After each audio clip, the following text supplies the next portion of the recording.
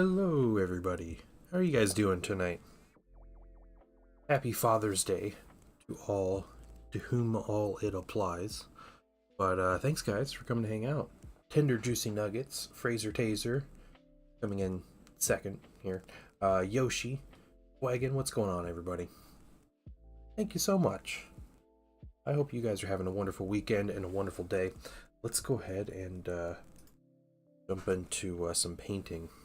I'm just going to get right to it because I have minis on my desk and I want to paint them. So, this is what I got. Look at that. Surprise, surprise, everybody. It's an ultramarine. My draw, what's going on, man? I have have these ultramarines. And I pretty much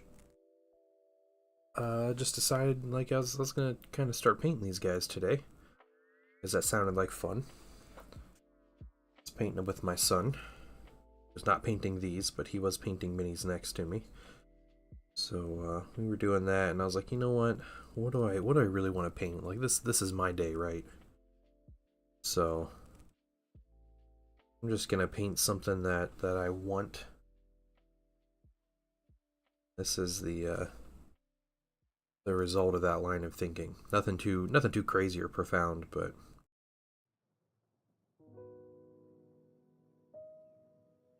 put some Necromunda Underhive 2017 starter. Dang, okay. Very cool. You're staying busy. How's everyone's weekend been? My weekend has been crazy and busy and really good, actually. So, yeah, excited to tell you guys what I've been up to. I normally don't have exciting weekends, so it's fun to change that up a little bit sometimes. Okay, that's black. I'm just following the Games Workshop website, pretty much, for where colors should go. I'm not following the actual color recipe one-to-one, but just giving me an idea of where I should paint certain colors. Sorry if you guys hear like banging upstairs. I don't know what's going on, but one's having an issue. Yeah, that's what we're doing.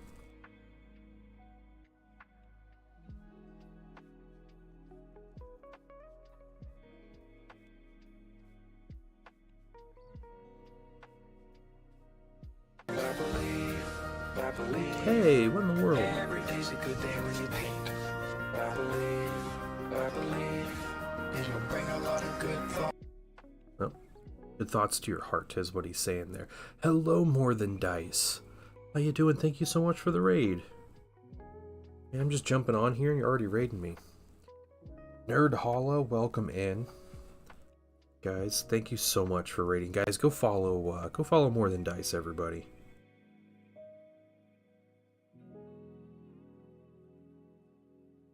Go give him a follow, and thank you very much for the raid. How was your stream? What were you up to? Shadow Sword, welcome. How are you doing this evening? I am chilling out and painting some stuff I want to paint, so that's what I'm doing tonight. And if you don't like it, then I guess too bad. It's Father's Day, so. And if there is one thing I believe I am quintessentially known for on Twitch, which by the couple people that actually know me, it's being a dad. So I'm gonna take this day. Talk about changes in the gaming community, our schedules, and all around life. Very cool, man. What kind of changes are you talking about? Is this something I can? Do you save this as like a podcast that I could listen to? It sounds like an interesting topic. I don't want you to like type out an hour and a half of discussion or whatever on in a Twitch chat. So I'd be happy to listen sometime though.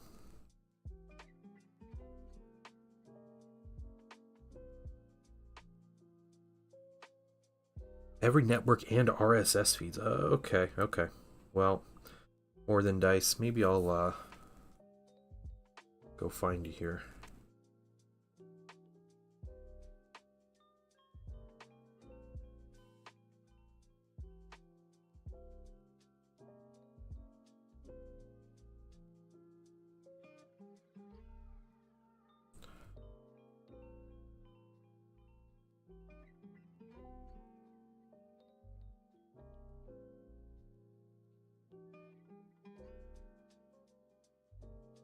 Alright, YouTube, Spotify, iTunes, you name it. Sweet. Yeah. Yeah, let me finish painting this one color in this dude, and I might go find you on YouTube.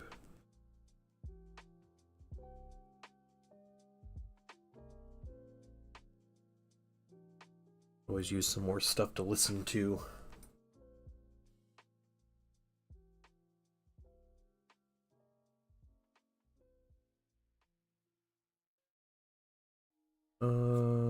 Let's take a look. We got a little bit here under the arms.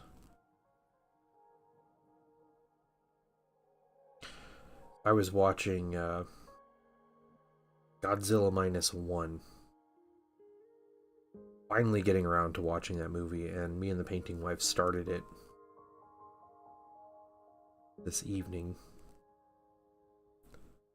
And I'm liking it so far. I'm liking it. It's been a little while since I've seen like an actual Japanese Godzilla, which I love Godzilla movies. Like, I grew up watching the Japanese Godzillas, like the old ones. And yeah, I've grown really accustomed to the legendary films, which I love. I love the like the American ones, the newer American ones. But yeah, it's been really cool. So different, and I love it.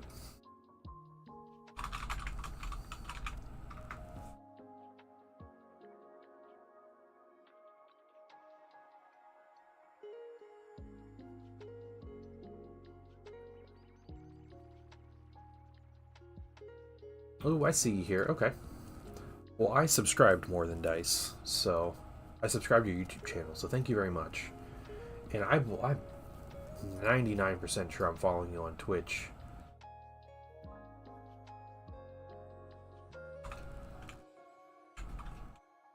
But just in case... Oh yeah, I am. Okay. Cool. I'm gonna have a listen in sometime soon. I've battle scribed a faction each day this weekend. Pretty proud of that. What do you mean battle scribed? What specifically does that entail?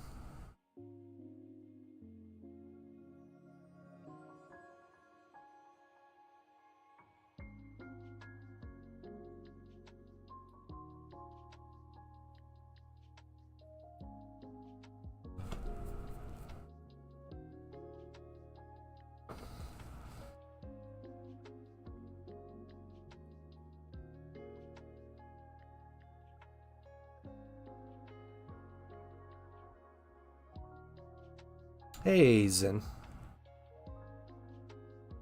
Ooh, late night shop? What you going shopping for? Are you just shopping like on your phone? Like a normal person? Don't tell me you're actually leaving the house. RSS feed or like SoundCloud? We only have 550. I saw your YouTube channel. They were like episode 500. I was like, what? Oh, groceries, nice. Is it like not busy at that time? I'm sure it's not busy at 9:30 in the evening, right? For grocery shopping.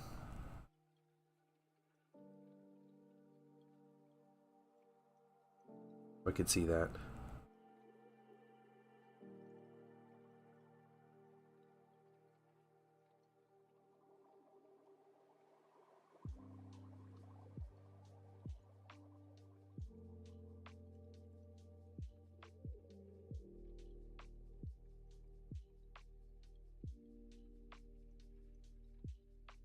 The units and options, BattleScribe editor, like each squad. Oh yeah, okay, okay. So you're like basically cataloging your army, but just getting in BattleScribe. Yeah, I've done that. I've done that in the past with things I've had. Yeah, yeah, I get that.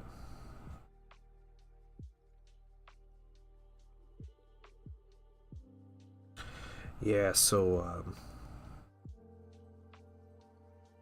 we went out this afternoon and went to my local game store, and I was allowed to pick out something from the local game store. Painting wife said whatever I wanted, and thought about buying a Cerastus Knight just because I could.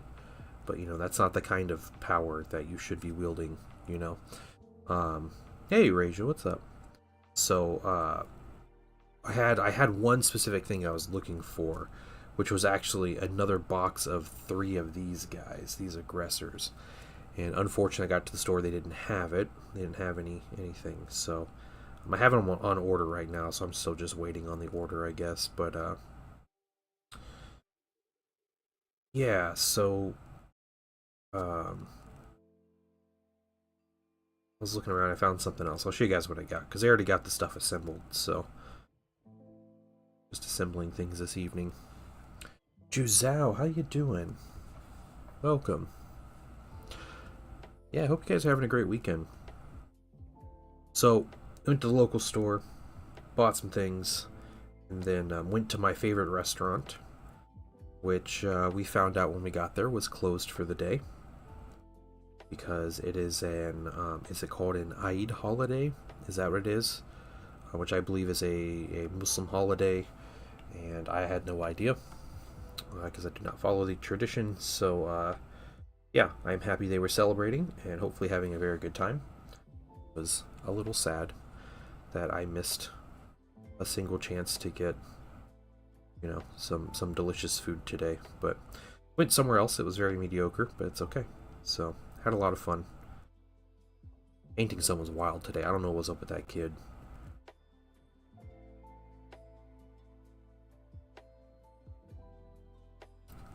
Bit exhausting. It was great though. Yeah. Let me paint this mini. Let me finish up this guy. I'll show you guys what I got at my local store. The big reveal is coming.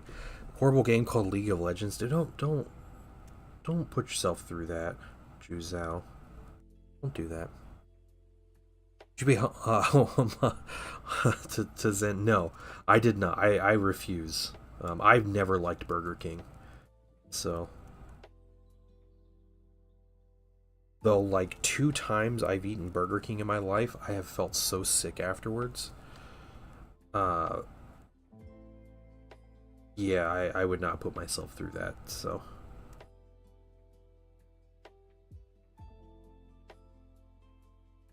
You bought a bunch of X-Wing minis? My man, Raja. There you go. Yeah. RIP. Rest in peace, X-Wing. My local store had one single Armada product on the shelf.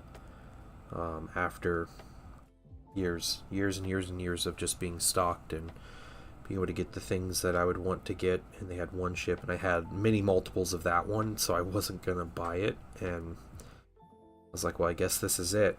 That's it for me buying Armada here. Yeah. If they had a Clone Wars starter set, I probably would have bought one of those to have for the sake of the variety and list building and everything. But for now, my chance is gone. And I will be and am actively looking at and waiting on community-led expansions to that game. Black Sword, how you doing? How you doing? Stoneless B, welcome. Welcome. Yeah, I'm doing well. Doing well. I mostly see yeah, so oh, you're talking about the X-Wing ships? Yeah. Raja, if you ever find yourself up in the Columbus area, I would happily try to play a game of X-Wing with you. I played some of 1.0. Never played 2.0. Armada was seriously, guys, like, Armada was my favorite rule set of all time. That game was pure gold. And it never got the attention it deserved. That game had just the absolute most amazing potential, and yeah, was given to an undeserved company. Waiting around all day for the captain to show up. Played 2 games on TTS before you go shopping. Yeah, oh, that's fair. That's fair. All right, you guys want to see what? Here's what I got today. All right, you ready for this? Yeah, Armada is a blast. The time commitment to play an Armada game is more similar to 40k than like X-Wing's like 1 hour game. Um, yeah, but Armada is like a chess to X-Wing's checkers. It's kind of how it works. Armada is so like, oh, it feels like you're commanding like capital ships. Such a great feeling, and it's so scientific of a game where you can look at a board state and you're like, this person's gonna win by what I see on turn two through like a 6 turn game. And there's something about like, you know, the meme of the lady like looking at all the equations, like you're doing that kind of stuff, and I love it. I love it. It is not a Tantalus. So here's what I got. I got two things. Two things here, okay? First thing, and this one was pure just like, these look like fun to paint and they're cool. So, first thing, Primaris Eliminators. So, they're fancy cloaks and all. Squad of Eliminators. And I figured, hey, I'm Ultramarines. These guys are cool. I don't have a lot of Phobos armor in my army. And there wasn't like a crazy... It was like, there was a good amount of stuff, but it was... It's clean. Ooh, I'm absolutely hydrated. Thank you. Now that's what I call high quality H2O. But there's a lot of Desolation squads, and you know what? The one thing I don't want from a Space Marine army is a Desolation squad.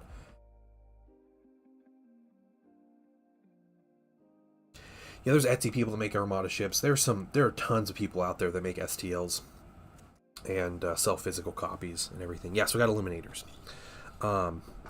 Juzao, hopefully those guys aren't too discouraged. You can still play those games. I chose the Bolt sniper rifles because I like the classic sniper look, and yeah, I got a Desolator squad. Yeah, no, definitely not. Yeah, so the second thing I got is a Desolate. No, so I did get the carbine on the dude because the move shoot move thing is really cool. Pair him with a lieutenant.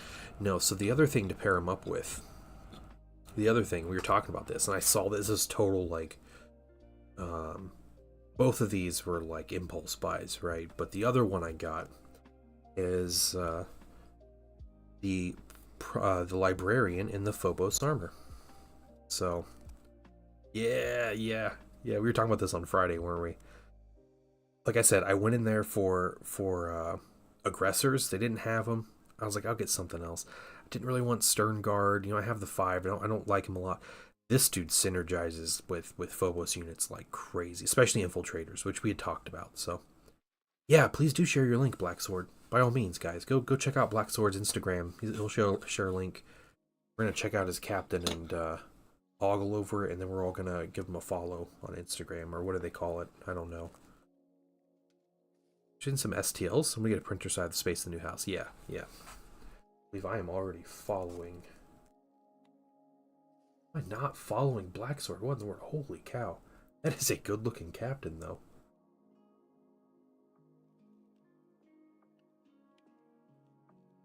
It's kit bashed.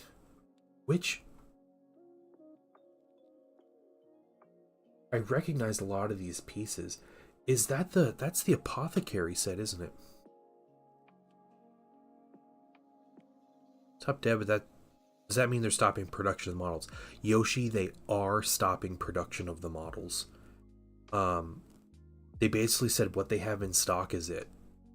And they said they're continuing organized play development through Worlds of 2025, which is Adepticon. So March of 2025, and then they're completely done with X-Wing and Armada. Okay. Let's talk about Legion. All right, guys, go follow Black Sword's Instagram. Okay, check out his captain, and then we're gonna talk about Legion. Okay, because I have many opinions, and these are my opinions and my observations. But I have a lot of thoughts about Atomic Mass games. There's Captain Legs with Waist, Dark Angel's Lazarus Torso, Indomitus Captain Swordarm Deathwinger. Okay. Dang, alright. That's quite the get back. That's awesome. Shipbuilder. Cool. Physical models, man. I love all the little things. Like, I would love to make like a civilian fleet of like Armada scale ships. Okay. So now that everyone has followed Black Sword's Instagram account, okay, guys, you're liking his images and stuff. So, seriously, amazing looking captain though. That is a quality paint job. The paint scheme is great. Yeah, just all around. Awesome work, dude. Okay, Atomic Mass Games, with them trash canning X-Wing and Armada. They're down to 3 games. Yeah, so the license isn't going to anybody else. No one else has the license to make other Star Wars tabletop games. Here's what's going on with AMG. All right, and for those of you who aren't familiar, I've played Armada since 2015 when the game first came out. I pre-ordered the core set to that game. I was excited for it. The game blew my expectations out of the water. Incredible game. When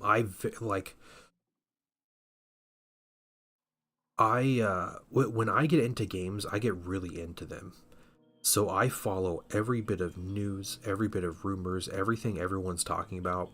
I follow and I read that news, and like that's what I do. That is like how I hobby.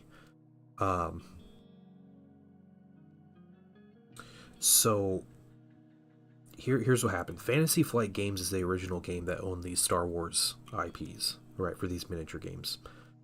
They made X-Wing, they made Imperial Assault, and they made Armada. Those were their 3 big games. Imperial Assault was really big for a very short amount of time. They could never balance the game. Fantasy Flight always made their games to be competitive, so they balanced things, but Imperial Assault was it's like a weird adventure board game. And they tried to make it into competitive multiplayer. They did a terrible job with the balance. The game died really quick. X-Wing at one point was the largest miniature game in the world. Yes, I'm getting there. I'm getting there, Yoshi. Okay? Chill out, man. Chill. X-Wing was the largest miniature game in the world at one point. About 2017, 2018 period. Yeah, I know. Yoshi, you're killing my stream, man. You're killing me. Descent Star Wars. Yeah, it was Descent. Yeah, it was based on Descent, which is their own IP, right? It was Fantasy Flight's own IP. That weird, Rune Wars type thing.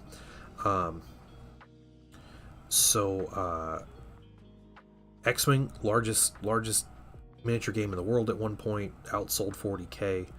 Crazy stuff. Crazy how popular that game was. Hey, Groovy. What's up, man? Armada was never quite there with popularity.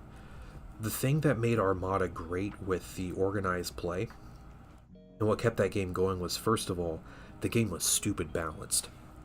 There was 2 problem things in the game, and they balanced them out in future waves and kind of corrected the game a little bit, little course corrections.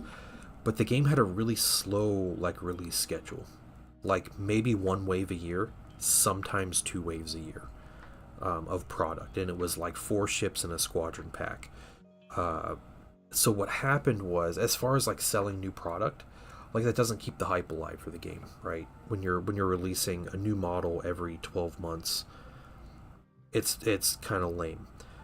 Armada fans were crazy dedicated to Armada, ravenous about the game and just playing the game.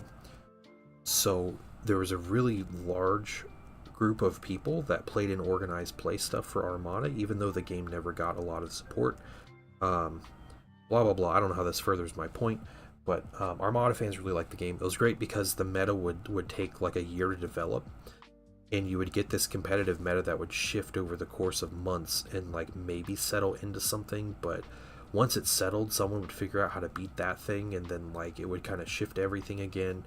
This was all within no releases, right? You'd have these times of all of that. Anyway, I think it was 2019. Star Wars Legion came out. Not quite the game I was expecting. That's fine. The game was okay. At first, it got a lot better. And then Fantasy Flight was purchased by Asmodee. Anybody knows who Asmodee is, they are basically the EA of board games. This huge conglomerate. They would buy board game companies. They did a terrible job with everything. And then, they would kill off these games.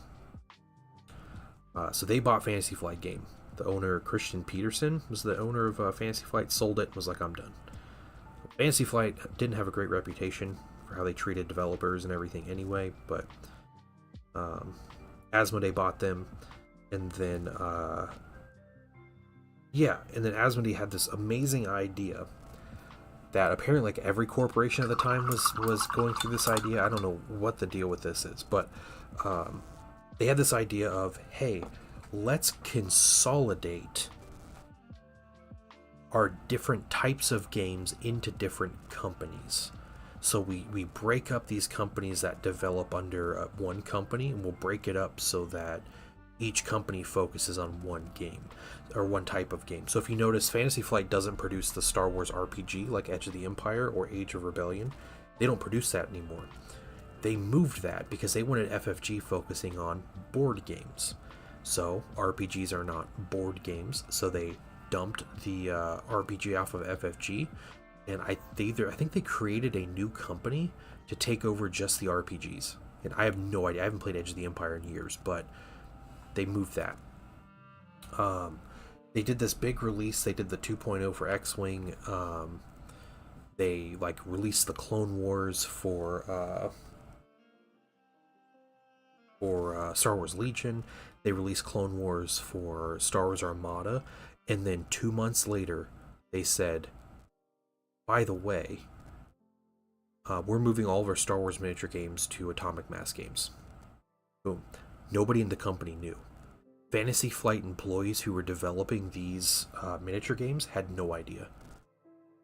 They were dumbfounded. One prime example of this is a guy named Alex Davey. If you guys are familiar with Alex Davey, you might be familiar with that name. The Rihanna of pen and paper. Yeah, I'm not sure what that means, but I'm assuming it's good. Or they were just like yeah, okay. I think I might know what you're getting at. Is this a domestic violence comparison? Because we shouldn't be talking about that. So AMG got all these games dumped on them. I doubt AMG knew they were getting these games dumped on them. Okay. Everybody seemed surprised this was happening. The lead developer for Star Wars Legion, his name was Alex Davey. He's also the guy that invented the rule set for X-Wing. He invented the rule set for Armada and invented the rule set for Star Wars Legion. The guy knows what he's doing when it comes to developing games. They just straight up laid him off, like immediately. Like, nope, you're gone. That was it. That's what Asmodee did when they took over FFG. Atomic Mass Games at this point was like a 6-month-old company with Marvel Crisis Protocol. Yeah, they had no experience. Okay, Inescapable for like a decade. Yeah. Okay, that makes sense. Yeah. Fantasy Flight Games was a huge company, and everybody knew Fantasy Flight Games, right? Like they're just like a really big deal.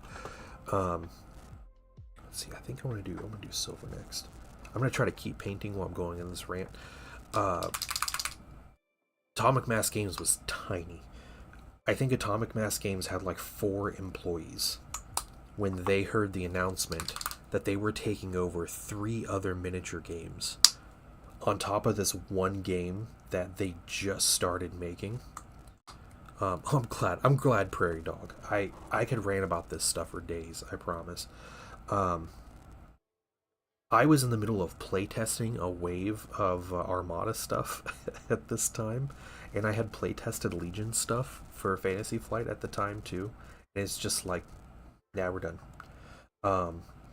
So there were 2 developers. The Star Wars Legion one is one that got the most press because the 2 developers for Star Wars Legion were a lot more vocal. Alex Davey being one because he was just straight up like told to not come back. Like, hey, you're done. Like, go ahead and pack your things. You're done at FFG. Goodbye. Like, have a good life. That dude is responsible for making that company like tens of millions of dollars. Like, he's a big deal.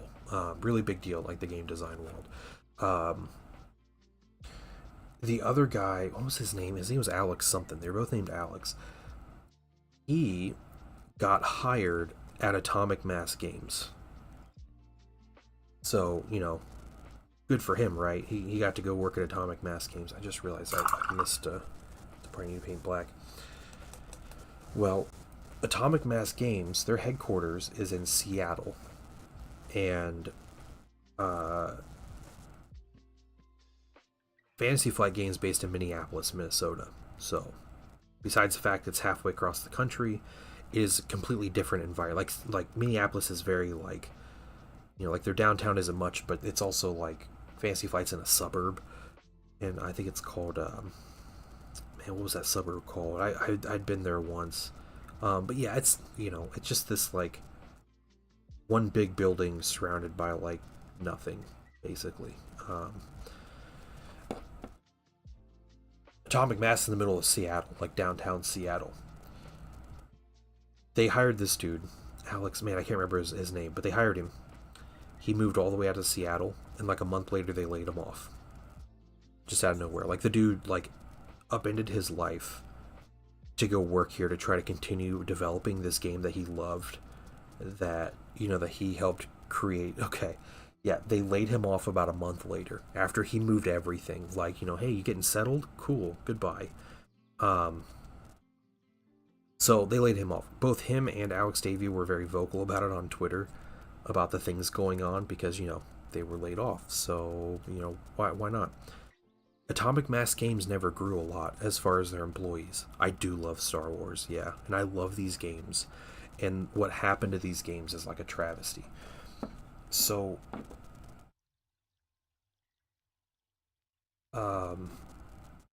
yeah, Atomic Mass Games, I don't even know if they have 10 employees right now. It's a tiny company. That company had 6 months of experience being like artificially founded by Asmodee to take over all these miniature games when no one knew that's what they were going to be doing. And then Asmodee's like, hey, here you go, take all these games, because it's all in the same company. Like, you guys can take this over and we can focus on on different topics. So they basically had to prioritize what they wanted to work on. Obviously, Marvel Crisis Protocol was their baby, so they're going to put more effort into it. And the other thing they saw... First of all, let me take just a moment to thank What's you up? for allowing me back into your home. Hope you don't mind the rants, but I'm going on an old man rant here. So the other thing they spent more time focusing on was Star Wars Legion. Partly because Star Wars Legion is a lot more similar in a game than X-Wing and Armada is to Marvel Crisis Protocol, right? You have miniatures, they're people, you put them on a table, you play out your battle kind of thing. There's terrain, all that kind of stuff. And also another reason they focused on Legion is Legion has unpainted miniatures. The price difference, the profit margins, I'm sure, between selling pre-painted, like really high quality pre-painted minis, and then the unpainted minis and telling people to do it themselves, has to be significant. So they put more effort into that. The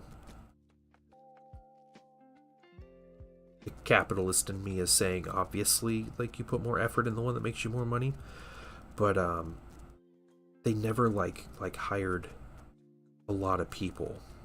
I don't know if like their profit margin was super low, or yeah, and that's the thing with Armada and X-Wing just coming unpainted. Yeah, that's a whole discussion in itself, Raja, because it very well could.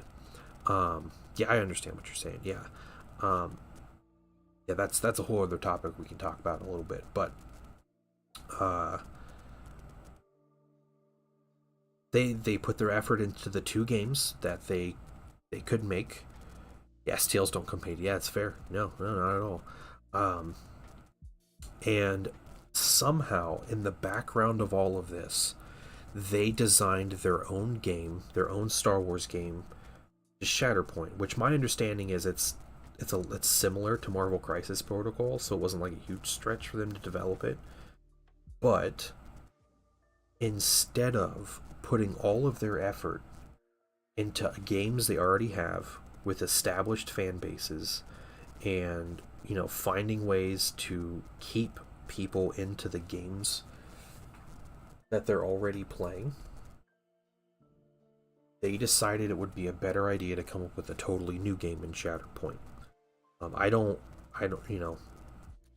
anybody who plays and enjoys Shatterpoint, that's fine. However, Shatterpoint apparently didn't sell very well. Partly, I'm sure, because of the cost of entry. I'm sure the Like, I heard complaints about the artwork. Yeah, Mrs. T. Yeah, what are you doing on my stream? Get out of here. Just kidding. How you doing? That is the painting wife, guys. She never comes into stream. I don't know what she's doing. Yep. Oh, I am ranting. Yep. I'm getting it's my first stream since that announcement came out, so I'm getting all my ranting in.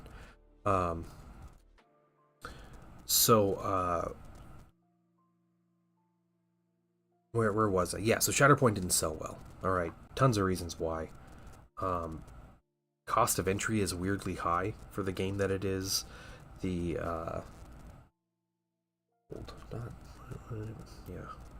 GW Mini's painted wrong. Here you go. Heard it here first. Yeah, it's MCP but Star Wars. So which is fine. People enjoy it. Overall, the game doesn't have that same spirit that, Legion does. I don't think AMG was going to keep Star Wars Legion. I think they were going to dump it with Armada and X-Wing. They were just going to do away with all three of them. The reason they didn't is because the profit margin for that game is good. It's better than X-Wing and Armada, and they need some consistent money, because I don't think Shatterpoint made them the money they thought it would. So they're stuck with Legion at the moment.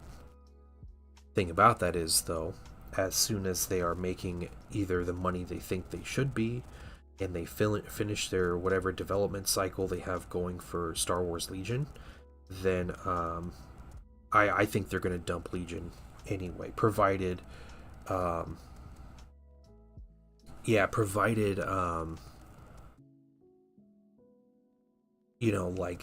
AMG doesn't just die first. Yeah, Legion's a big game. Yeah, it's a huge game. But with that in mind, here we are with X-Wing was also a huge game. If I had to guess, I would say Song of Ice and Fire is probably a really big game. Probably up there, because I still see people playing that. Conquest, maybe. I don't know if I see as big a community with Conquest around or hear much news about it.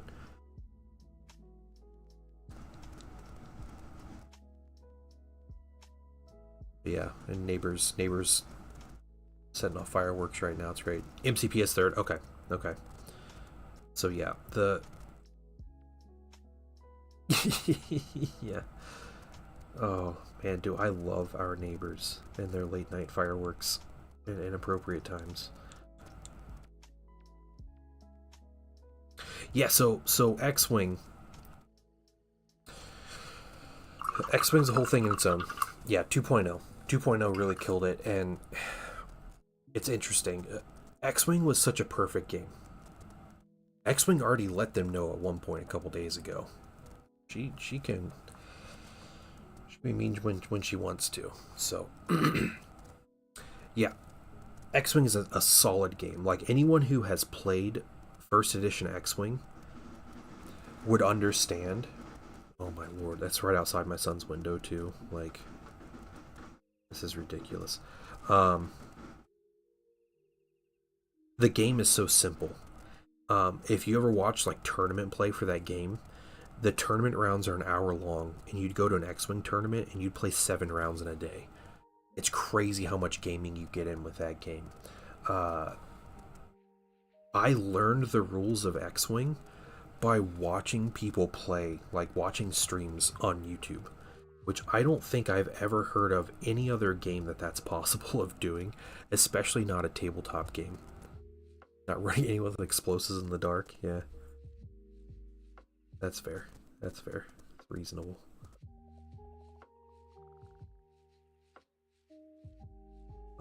Yeah, X-Wing was really something magical. Another thing that made X-Wing really good was the pre-painted miniatures. There was a similar game, I think it used similar rule sets, called Star Trek Attack Wing, and there was like a D&D Attack Wing, like these weird goofy games by Wizards of the Coast. They used pre-painted minis, and the pre-painted minis were awful. Absolutely awful. Um, the X-Wing pre-paints were incredible looking. Same with the Armada ones. But X-Wing was like, you had a $40 retail core set. You buy some $10 ships, and you have yourself a squadron of fighters, and they're done. They're done. Like that's it. You just put them on a stand with the cardboard and the plastic, and your ships are ready to go fight. It's a crazy amount of like inclusiveness to a game to just get people into miniature gaming.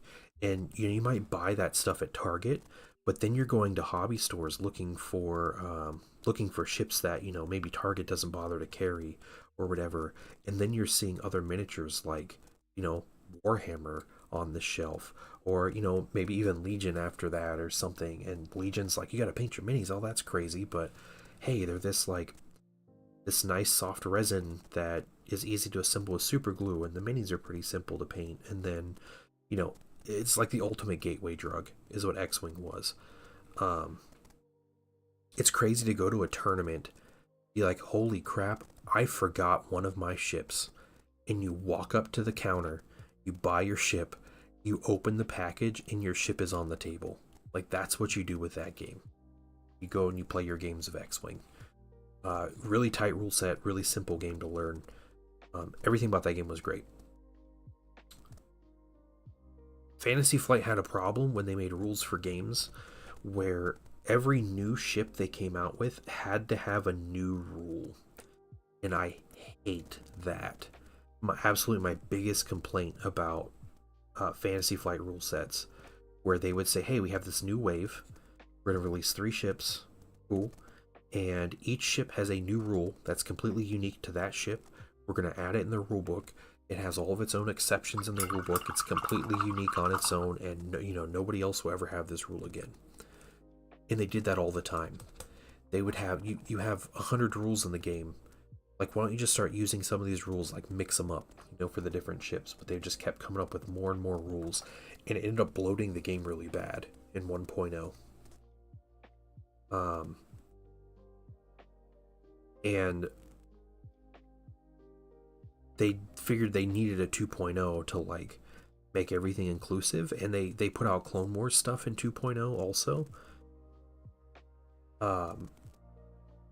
It came out because the game was bloated, and they wanted a way to, because they only had like a Empire and Rebel faction. They didn't really have like a third faction, so they wanted a way to add in like actual factions into the game.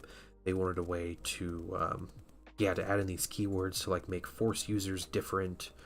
They basically just wanted to put all the bloat in up front in the rulebook and see if that could correct the game. And they botched the release for it. The better stuff had to be better. The new stuff had to be better. And the problem with doing that is that they didn't do like FAQs like a normal miniature game did, because all the rules are on cards, and they could adjust the points on the miniatures like for each unit, which they would do, but then you were stuck with like cards that have the points on them, but then their points aren't right. So if people are like trying to play the game, it like makes it really confusing. Exactly. Games Workshop is a completely different beast and should not be used as any example of what is right and wrong in the miniature gaming world, because Games Workshop just does whatever it wants, and poorly. So it still comes out ahead some way. So they had all these issues, and the release with 2.0, they decided that they're going to, instead of making people buy all the new ships, I get what they did. I don't think what they did was a bad idea. What they did instead was they said, hey, we have factions now. So for your ships, instead of buying new ships in 2.0 for your faction to like get your new rules, because those always rules were in the set with the ship, right? Sometimes you had to buy ships you didn't want to use to get the cards for the rules that you wanted to use, which they eventually corrected. But with still card packs. But what they did was for 2.0, they released a big box for each faction. So it was Rebels, Empire, First Order, Resistance, and Scum and Villainy were the faction boxes. And those factions, it had the cardboard, the updated like cardboard pieces to put at the bottom of your bases, and it had the cards, like the actual rules cards for all those ships. They had a ton of cardboard and a ton of cards in those packages, but people weren't happy with it.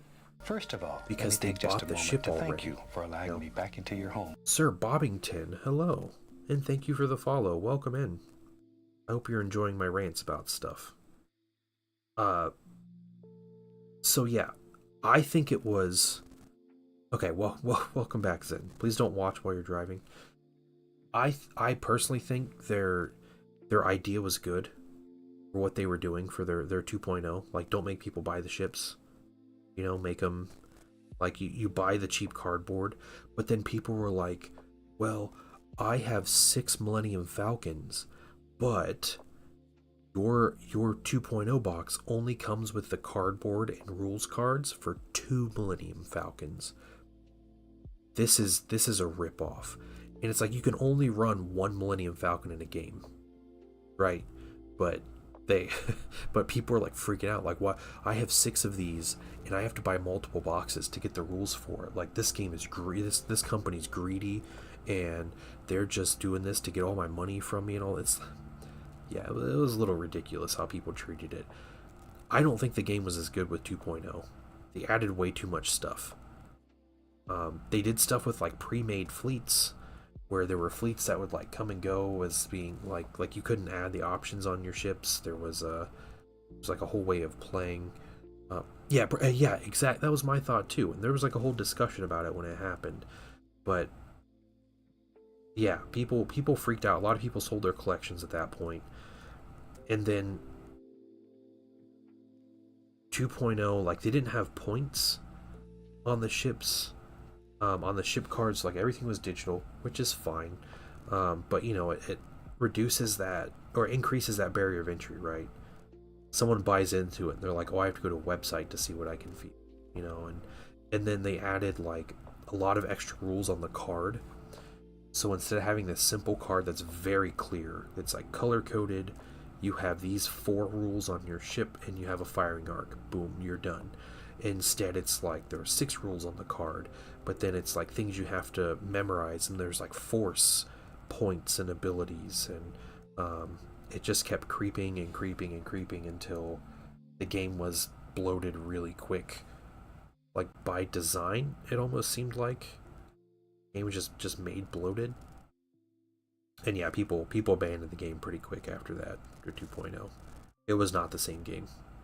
Definitely not. Having Clone Wars stuff was really cool. Yeah, I really like the Clone Wars ships, the look of the Clone Wars ships and everything, but the game was not as interesting in 2.0 to me. I also didn't play X-Wing a whole lot, so X-Wing was never like my jam. I was always like Armada guy, so still simple, yeah. Oh, and I imagine compared to anything anyone's ever played from Games Workshop or, you know, most other miniature games, like, yeah, of course the game's going to be simple. Yeah.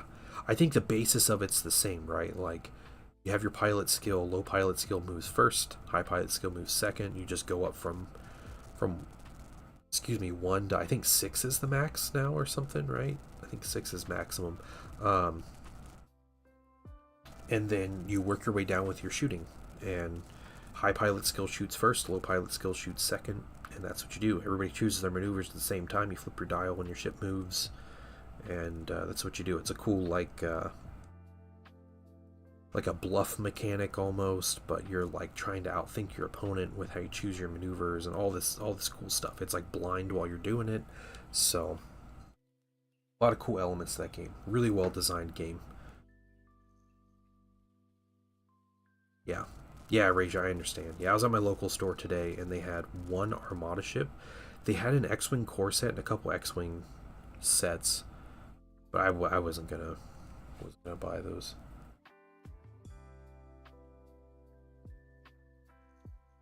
Yeah. One of my first games of X-Wing was jumping into a giant X-Wing battle some friends of mine had this one evening. They're just like, yeah, hey, we're hanging out and we're just going to play a giant game of X-Wing so we can use all of our large ships. Like, one guy had a Raider Corvette and another guy had a CR-90 and a GR-75, and they're just like, we just want to put them on the table, so we're playing like an 800-point game of X-Wing. And so yeah, I joined in. I have like 4 B-Wings. I kind of like B-Wings, so I have a bunch of B-Wings, and I just jumped in. made a list of like 100-point, 200-point list or something, and jumped in the game. It was cool. You basically learn as you go with that game.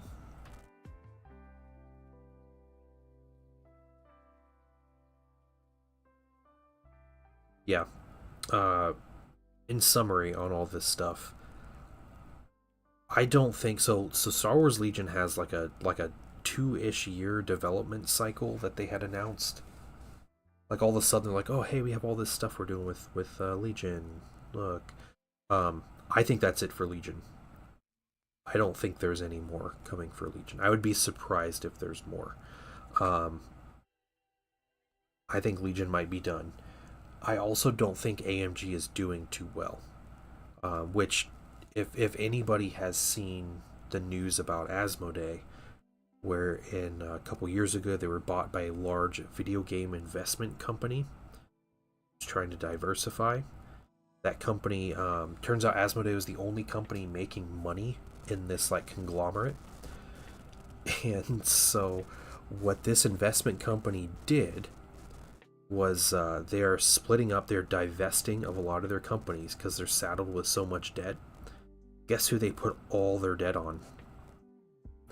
They put all their debt on Asmodee and then cut Asmodee from the company, like dropped them.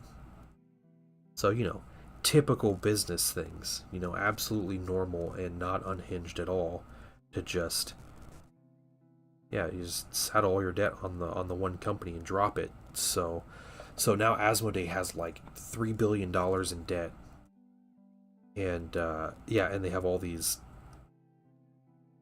games. Yep.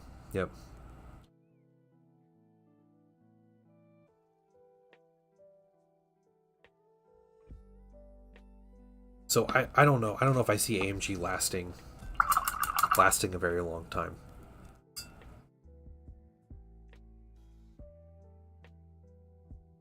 I really don't know. Even with Shatterpoint and MCP, I don't see how MCP stays alive for a super long time either. It seems like it kind of seems like they're scraping bottom of the barrel, like rehashing things and and like trying to like keep releases going at a steady pace, but I don't know. Superheroes either get obscure or it's like re-releases of the same heroes, so I don't follow Marvel Crisis Protocol closely, so I'm not probably not super qualified to speak on that game specifically, but yeah. Yeah, Shatterpoint really like hit the ground running with the releases. But I don't know. I don't know if that's going to do a ton of good either. Yeah, I don't know why they did. Well, okay, no. So the game itself is like, you need like 2 full teams and that to play the game. This game comes with like 2 good teams and 2 evil teams. So I guess it's enough for like a full game, but just crazy. Yeah, they were trying to get all the hype out and everything. I don't know if that worked. Yeah, I don't know if anyone here has ever watched a stream from Atomic Mass Games, but man, they do not make their games sound exciting. Yeah, core games enough for 2 players. They've never done that before. Okay, Fantasy Flight never did that before Star Wars games. They've always had the core set and you can do like half a game with it. They keep the price point down. This game is like $150. They put terrain in it. They put 2 4 teams in the game, like for 2 full games and all this stuff. And like, I think most people when they go to look at a game to start it, like the price tag is the first thing they look at. And when you put that like $150 price tag like that, that kills a lot of interest. You can't do that.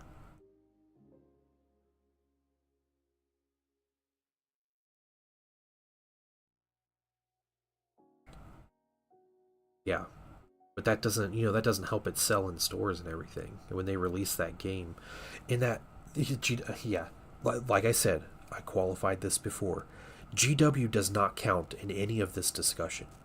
GW is an anomaly.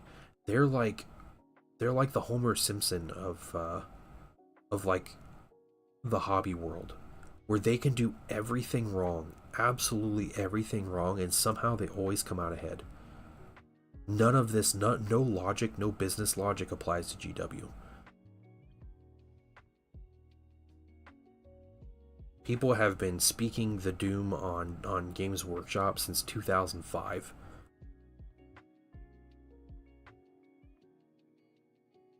Yeah, the price point for Shatterpoint's off though.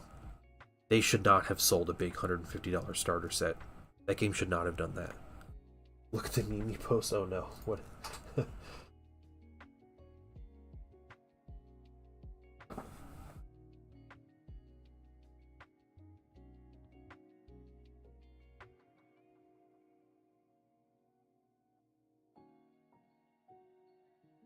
Yep. Yeah, that's exactly, yeah.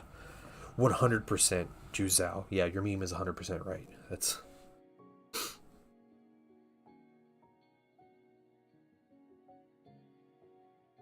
Yeah, I mean, I remember back in the day, back in the mid 2000s, everybody was going on about how Privateer Press was gonna be the next big game, like War Machine and Hordes.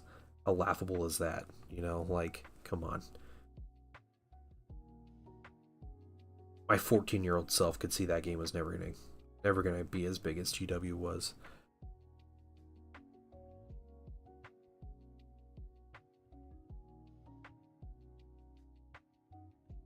Yeah, the thing about Games Workshop though is like everything about their game, it's like self-perpetuating, right? Like yeah, Groovy knows, yeah. Uh yeah, like Games Workshop has such an IP and such a hold on it that they do whatever they want. It's because their IP, their games sell, right? It's not because their miniature quality or the prices or the value or anything like that. It's 100% they own Warhammer. Warhammer is cool. People want Warhammer. That's it. That's 100% it. Their Games Workshop on their deathbed, they're about to die. You know what they could do? They could just come out, put a one sentence article on Warhammer Community. They could say, "The Emperor is back," or "The Emperor is dead," or "Chaos lost."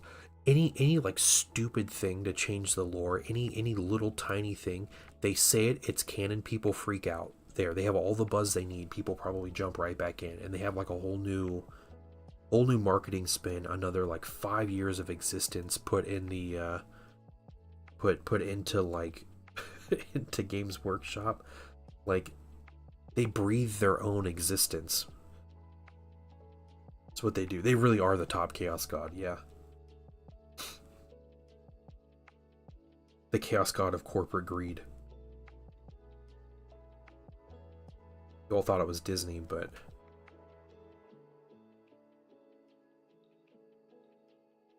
I don't even think Disney has an easy of time generating money as Games Workshop does. Games Workshop's just a smaller fish, right? Like, their ceiling's not as high.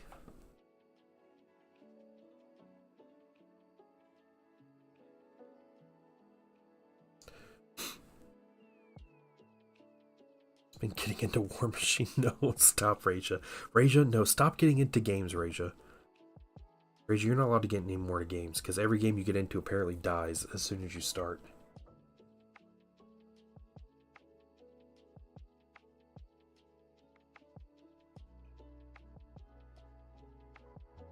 Raja takes a look at Star Wars Legion, and all of a sudden the game gets announced the next day it's going to die. Yet we're continuing to no longer develop Star Wars Legion. Okay. Oh, Glass Half Dead, that's what you're talking about. Sorry, I didn't realize that was like a name. I thought you were like... I was just considering. It's Necromunda, but I'm about to stop buying GW. Look at some Mantic stuff. Yeah, my draw... I want to like Mantic so much. I hate the look of Mantic minis. I have serious respect for Ronnie Ritton, who is one of the Games Workshop founders and everything. Like he's a big deal. The rule set for Kings of War is great. And you know, like they do a lot. The company has thrived. That's great. I despise the aesthetic. They went full British with all their goofy minis, and I'm sorry to any folks in the UK that like that kind of thing and appreciate that aesthetic, but their minis look like they're straight from the 80s. I hate it.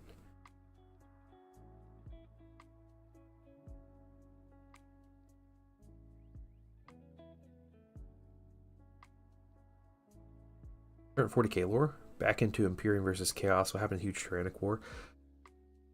GW kind of shifts between storylines and plot points.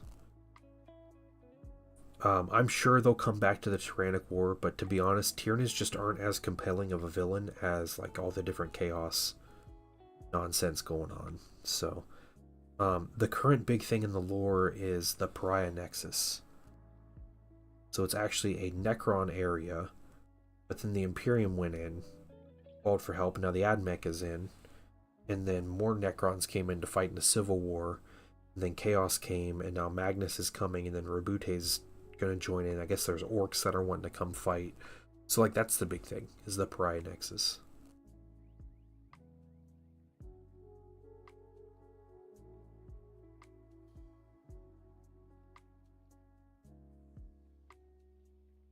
Yeah, that was the end of 9th when they started that whole plot point. They like introduced Vashtor and all this stuff.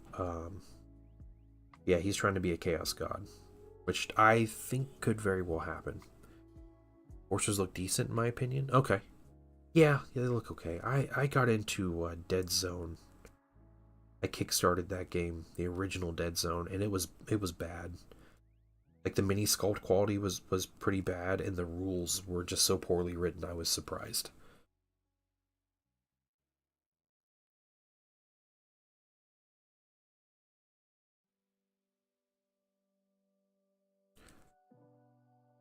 Did Chaos make it in? Yeah, exactly. Yeah, Vashtor decided he brought the planet in. Wormwood is the name of the planet. The Caliban world put back together. He just jumped out of the webway and came in. Yeah. And now Magnus is like, I want some of that. Or I'm sorry, I gotta stop. What's his name? Vashtor. One that has models, so I can't see their quality. Yeah.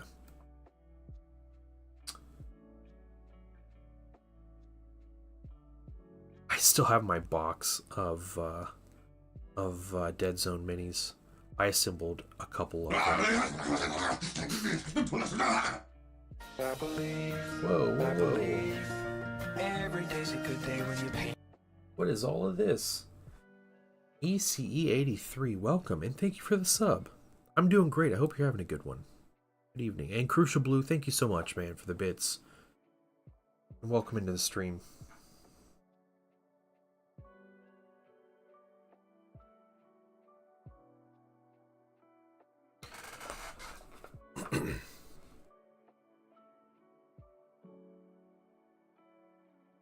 Yeah, like nullifying the warp. Yeah. I don't know. It's whatever GW wants to go on, and they want a big brawl of a bunch of superheroes, so that's what they're gonna do. Oh, how you doing, man? Yeah, we can. You know what? I totally forgot about meeting for the to pass off the minis. Let me figure out a day at the very latest. This coming Sunday, I absolutely have the time, and I'll get with you. But sometime this I can find a weekday. I'll be at one of the stores on Wednesday evening, and I can talk to you. I can message you about it. But yeah, I apologize about that. My weekend has been so busy, everything just like left my mind. War Machine, how you doing, man? Death Wizards, that game looks so cool. I was reading about Death Wizards, and I was getting kind of excited to try it out, honestly. 40k Avengers Endgame, yeah. No. I mean, they do that at the end of every edition, right? Wasn't that the whole Arcs of Omen was pretty much just Endgame? Oh, you're getting the next one tomorrow. Sweet. Okay. Yeah, your minis are next in line. I just have to get through this 40k, this other 40k job. I'm hoping to knock out in a week or week and a half. But we'll see. We'll see how bad these jet bikes just destroy me. It is past my bedtime. Yes. Yeah, you're right. You're exactly right, War Machine. I do this on Sunday nights. I stream until about 11 Eastern. I normally spin the wheel of minis, but it's Father's Day, and I'm doing what I want to do because I'm a dad and it's my day. So.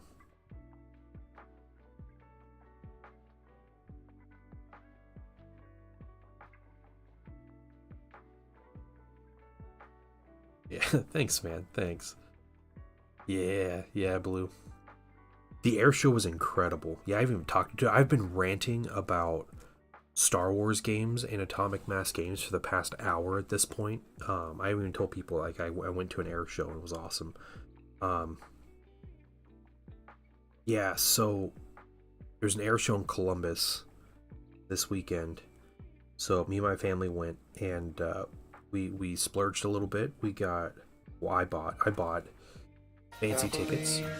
I believe every day's a good Hey, day with Ranger, you. thank you so much for the sub.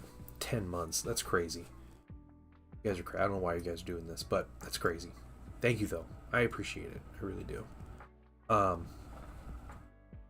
So we got fancy seats where, instead of bringing our own chair and sitting on the tarmac in the sun around, like completely surrounded by people and all this stuff, we bought seats that were in a separate area. We had a table and chairs provided in a tent, like in a large tented area, and free beverages for the day. So we had all that. We were able to set our stuff down and like leave it and not have to worry about it. And we were right up against the actual runways and stuff.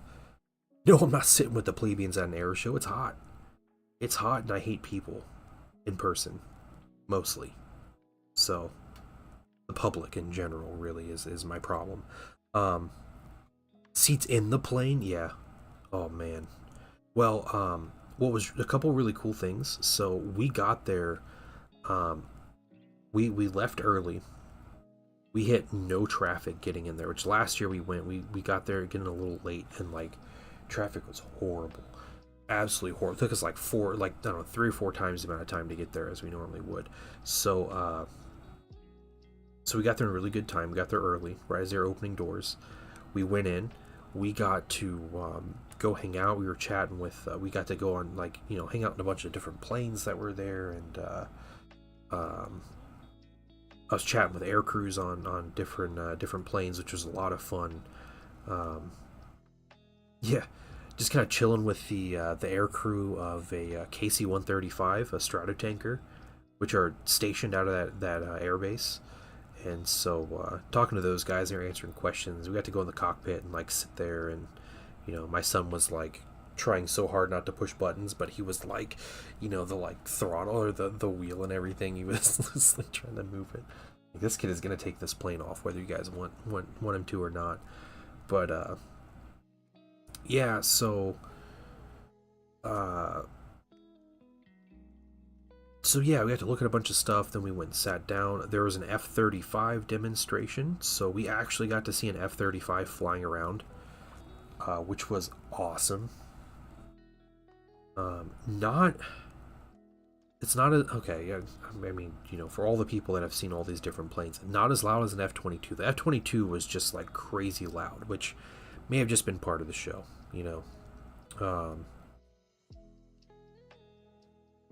But But yeah, the F-35 was really cool. They had it flying around. It was showing off some of the things it can do, like just like flying vertical for like miles, which is just crazy. First of all, let me take just a moment to thank you for allowing me back into your home. Hey, Mustiwi, welcome in, and thank you for the follow. So they did that. They did like a mock aerial refuel with the KC-130 or KC-135, like the Stratotanker refueling the F-35, which was neat. And they were just kind of like talking about it and stuff. So that was really cool. They had an F-18 there from the Navy, F-18 Super Hornet, or Rhino, I guess is what they were calling it, and which I don't hear it called a Rhino a lot, but they had a Rhino, and they had an F-4 Corsair flying around with it, which just sounds incredible. And when the F-18 was flying with the thing, he was like being really quiet, so everybody could hear the engine on the Corsair. So that was a lot of fun. They had a jet car there that raced an F-5 taking off. And then they had the Thunderbirds, the Air Force Thunderbirds, which fly F-16s. Painting Sun loves planes and he loves jets and everything. Something the Painting Sun doesn't like is loud noises. And we don't know if like, it's a big time like sensory thing with the loud noises too, because like we wear like ear protection and stuff, and he has like really good like noise canceling like earmuffs basically, and he's still like, he was hating the jets, like flying at certain points, and he was like pushing those up against his ears. And like there was one point, the Thunderbirds, like toward the beginning of their show, they have like 6 pilots, I think, and 4 of them are flying in this like diamond formation, and they're coming around, and you're like watching them do this maneuver, and the 5th one just comes from behind you and just like flies and like scares like surprises everybody, and he hated it. And I was like, all right, like we can head out now, right? This was enough, like I figured they would do something like this, but poor guy wasn't handling it too well. So yeah, he loves the planes and everything, but man, he cannot handle the noise.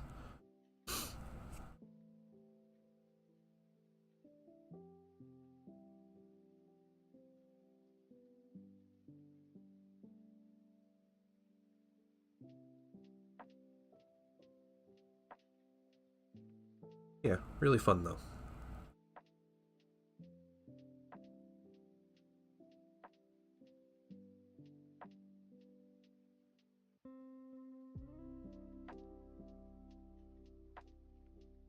I was talking to one of the pilots of the Stratotanker that we were on. We went up there and we were talking to him and everything, and he was telling us about how, which I didn't know this.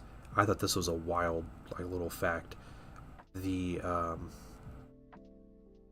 Those tankers, those refueling planes, were originally built in the Cold War, and their whole purpose, this was their purpose. Cold War turns hot with the Soviet Union, right? Nukes start flying. Okay, so we're at mutually assured destruction. We're just getting all the nukes over to the Soviet Union as fast as possible.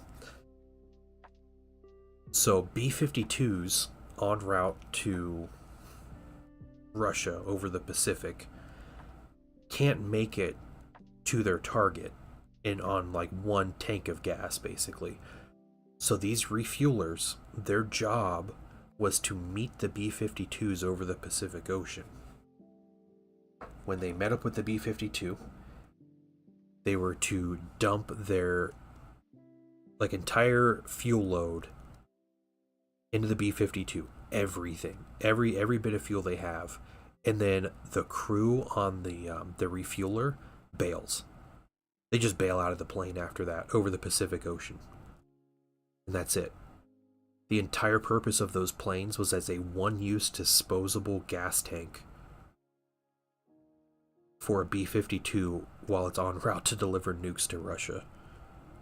Yeah, exactly. Yeah, there's nothing to come back to. So what's the point? So they showed us in the cockpit, that had like it originally had like 4 people that sat up front, and there's one boom operator all the way in the back of the plane. Well, in the whole cockpit, they actually have there's a hatch in the floor where the pilots, they just jump out of the hatch in the bottom of the plane. They just fall out the bottom of the plane right there in the cockpit. Like, they don't even have to inconvenience themselves with opening a door to go somewhere else. They just drop out of the bottom of the thing, like right where they are in their own room. Yeah, the Cold War was like a nutty time. I can't imagine like the thought processes of people like trying to plan out, like the end of the world, basically. I believe every day's a good day when you paint. Hey, Newsphere, thank you so much for the sub, man. Welcome, guys. Great timing with a great message, yeah. I do want to tell you guys, currently on Patreon, if you're a patron of mine, you have access to a battle report and a podcast episode that actually corresponds with the battle report in a way.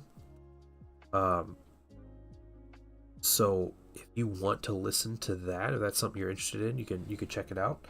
You just have to be a paid member. Yeah, I got it up. Was it Friday? I think I got the link back up. It better be working.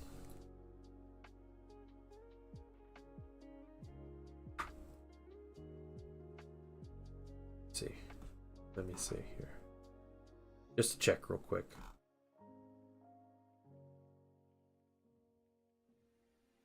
Ooh, yeah, it's working. Hold on.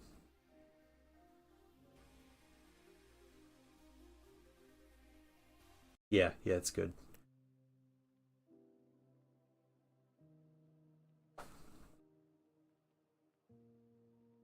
So yeah, all of it's working. Paid members get access to both of those. The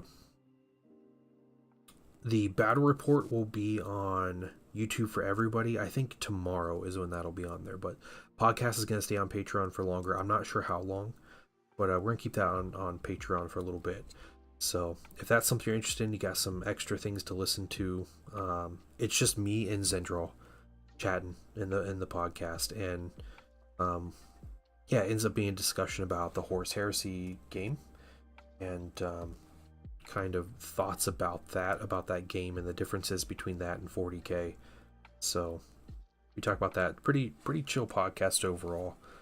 I had a lot of fun filming. It was fun because I just sat there and painted minis while we talked. So yeah, it was pretty easy going. So that's all it is. That's my whole pitch for it. So if you feel like joining the Patreon, you feel like it'd be worth your $1 a month, is the lowest tier there, and you currently get access to all those things. So that report is short and sweet. It's like 15 minutes with some proxies, because we were playing Horus Heresy with a total of 1 Horus Heresy army, so trying to make it work. Oh, that for $1 a month? Yeah, that's right.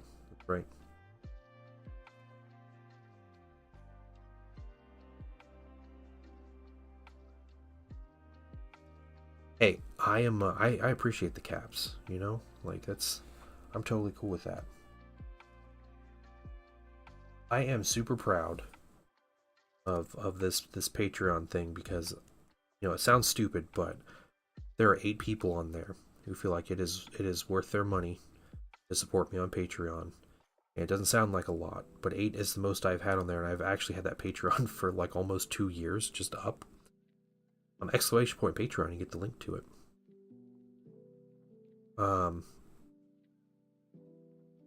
But yeah, maybe I should make a bot thing. Timed message. How to get those? Not Patre. It's not the one.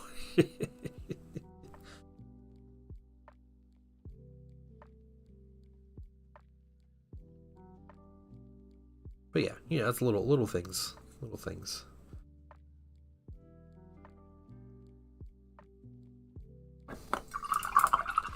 There it is. If you feel like it's worth your while. There'll definitely be more podcast episodes and YouTube videos, so Patreon members will get the earlier access to that kind of stuff.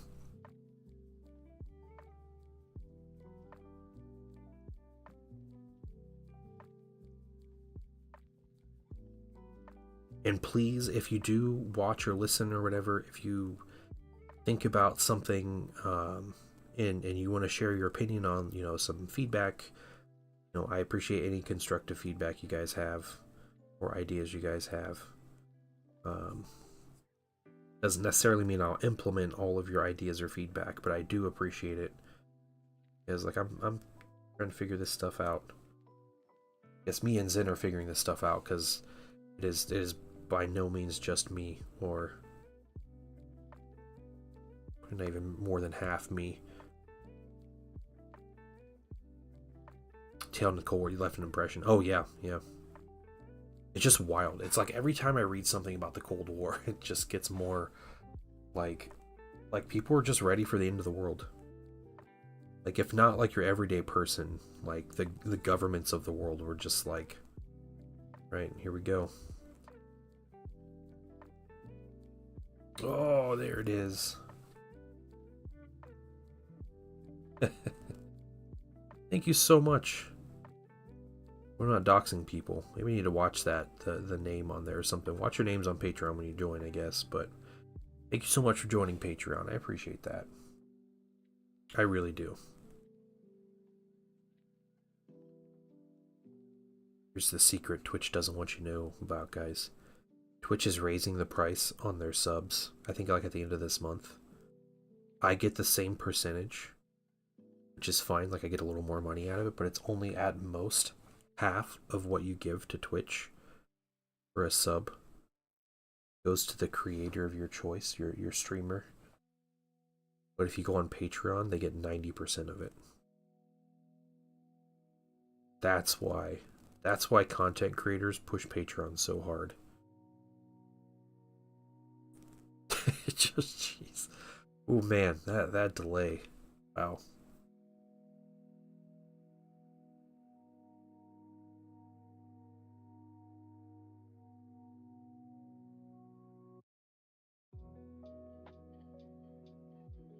Doing tornado drills for atomic bombs? Oh yeah.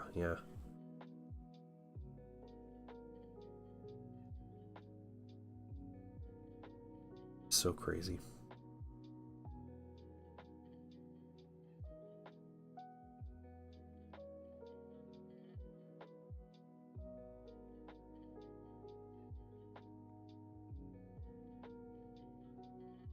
I do want to plug something completely unrelated to me, and I get no monetary benefit out of this whatsoever, but I think it's cool, so I'm going to tell you guys about it. There is a YouTube channel, I believe it is called the Korean War channel, and it is founded by the Time Ghost Army, so Indy Nidell and Spartacus Olson, the same people who did World War I week by week, and who did World War II week by week, which is currently in the kind of closing stages. They are doing the Korean War, and it starts in like 8 or 9 days. They start their week by week coverage of the Korean War.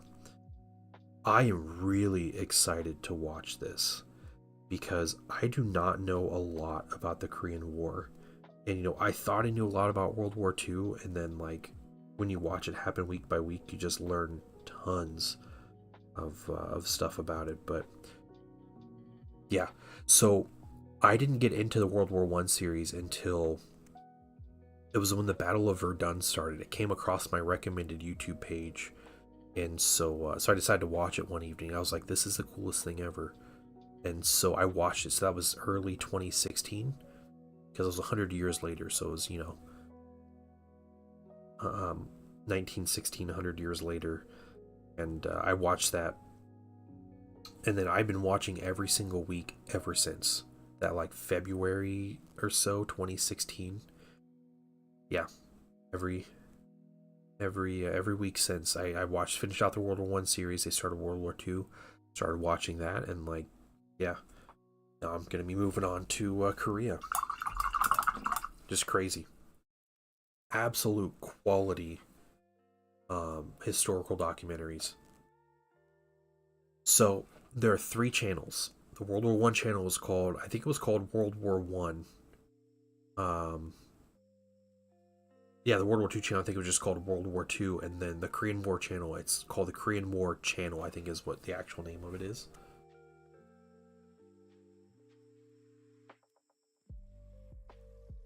Actually check here.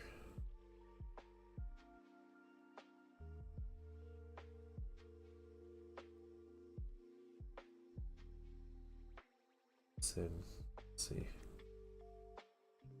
Stupid video. I apparently don't know how to use. Here we go. Okay, Korean War by Indy Nidell is the channel name of the new Korean War that starts in a couple days. The World War II channel is World War II with 2 spelled out. That's World War II channel. They're currently in June 16th of 1945 in that. So that war's been going on. You know, they've been doing that series for 6 years now. Every single Saturday they come out with episodes. It is the most comprehensive, I think, historical anything on these 2 wars, on World War One and Two.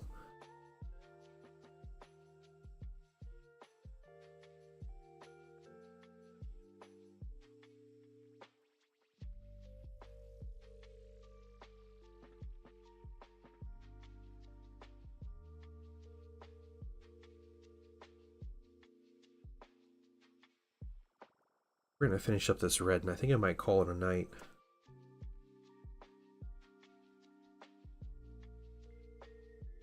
Yeah, they pull sources, so they cite sources from a lot of different books and everything, and they'll tell you, and they quote a lot of books, just places all over, historical documents, like books authored by, you know, other historians and everything. Yeah.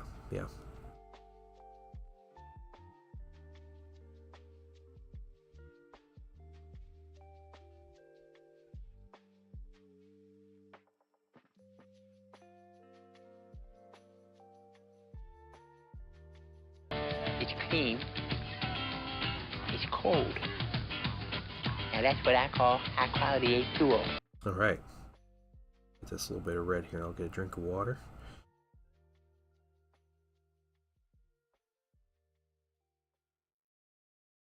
Yeah, amazing channel. Absolutely amazing. And Painting Wife actually wants to watch the Korean War series with me, which is weird to me that she would suggest such a thing, but yeah, sure.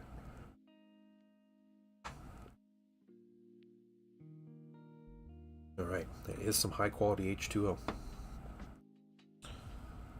Mischief Shadow, how you doing? Welcome in. How are you doing this evening?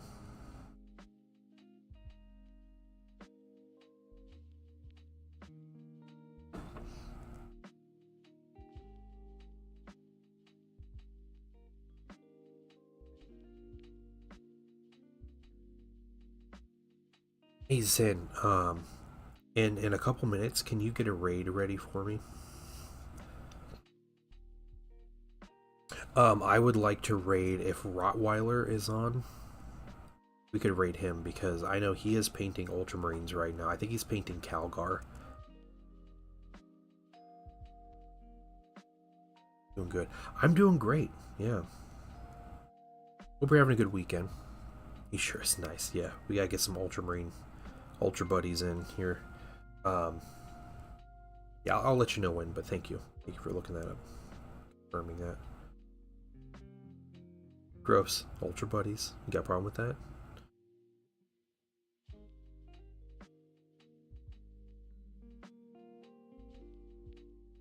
Definitely saying gross after these Ultramarines.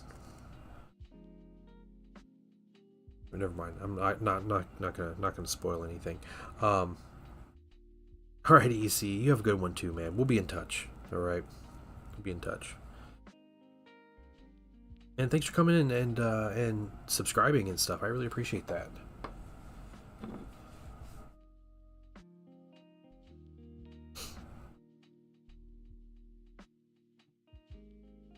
Yeah, so Zen, I got these eliminators, and you know they look cool. I'm like, you know, okay, cool sniper guys are cool, right? I was also like, I wonder, it's like a Hail Mary contingency. Like this data slate comes out on Thursday, and like it just throws everything out of whack. You know, like my like over analytical brain with this stuff is just like, what if they just ruin everything in my list?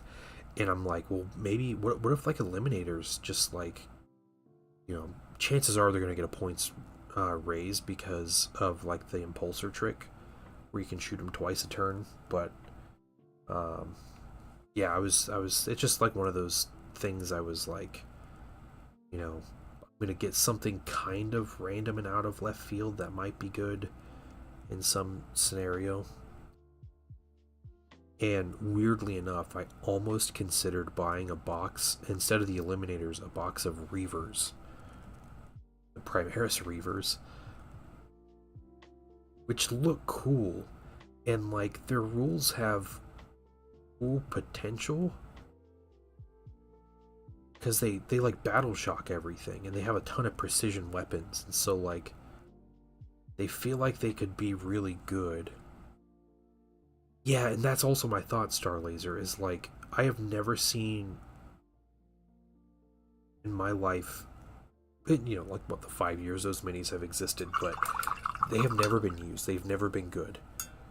And so like I don't think a data slate, you know, a year after an edition comes out is going to change any of that. But yeah, just a thought. I also did this. I don't know if I showed you guys this, but I completely finished this this one Solar Auxilia guy. So he's got his base done. He's, you know, ready to lock and load. I don't know if I'm going to put a transfer on him or not. There's a ton of little transfers for these guys, so that might happen, but we'll figure that out. Little Solar Aux dude. And yeah, again, this is Father's Day kind of fun stuff today. I got some eliminators. This cool binoculars dude. What I hate is they don't have like fully helmeted minis. I hate that on these eliminators. But and I also got this Phobos Librarian, who is really good. Yeah, I'm gonna do I'll do the same on this guy. I think I'll do him camo as well, but I'm gonna put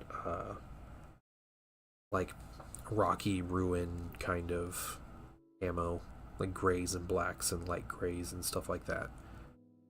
Which sounds kind of lame and boring, but that is their basing scheme, so it makes sense. I'm gonna try to do like that blocky camo, a bit like I did on your minis, Zen. Yeah. So yeah, that's the plan. Should be cool though. Minis they look fun, something a little different. Marcus Day, how you doing? I will say I'm sorry for just jumping in. We are about to raid out. We're gonna raid Rottweiler, who's also painting Ultramarines, like I was today. But I got a couple colors done on these guys. I appreciate you guys coming to chill with me and listen to me rant about all of my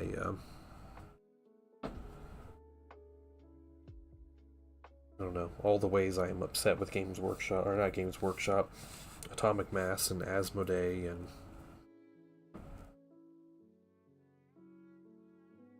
their dumb shenanigans. But yeah. Anyway, we got this this raid going here. Let's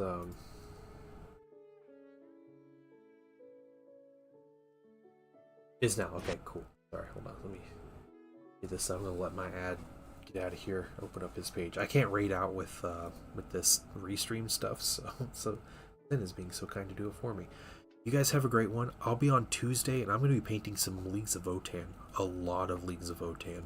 So, yeah, you all have a wonderful evening. I will see you all Tuesday. Bye, everybody.